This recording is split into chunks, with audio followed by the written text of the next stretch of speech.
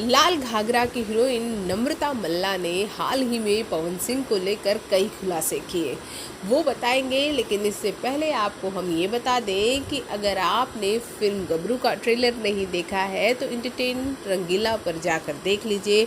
और इसी फिल्म से जुड़ी एक और बात हम आपको बता दें कि फिल्म गबरू जो है दिवाली के दिन रिलीज़ हो रही है एंटरटेन रंगीला पे शाम को 6 बजे। और फिर यही फिल्म दूसरे दिन भी यानी कि दिवाली जिस दिन है 24 तारीख को 6 बजे रिलीज़ होगी एंटरटेन रंगीला पर फिल्म गबरू। जी हाँ, फिल्म गबरू 6 बजे रिलीज़ होगी।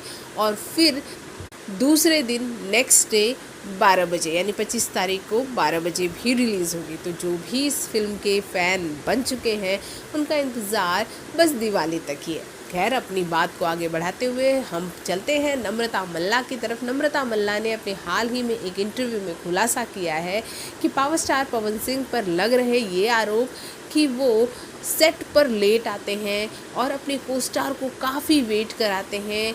प्रोड्यूसर और डायरेक्टर के लिए सिरदर्द बन जाता है उनका लेट आना, ये सब कुछ गलत है। जी हाँ, उन्होंने कहा ये सिर्फ सुनी सुनाई बातें हैं, मैंने उनके साथ काम किया है।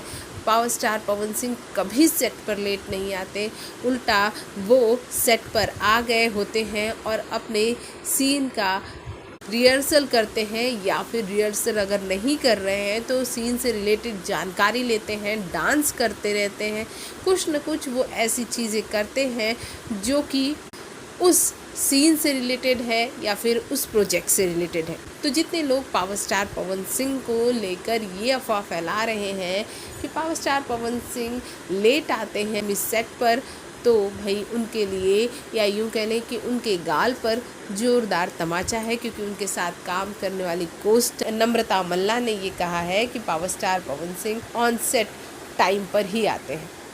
भोजपुरी जगत की हॉट और मसालेदार गॉसिप के लिए हमें सब्सक्राइब करना बिल्कुल ना भूलें।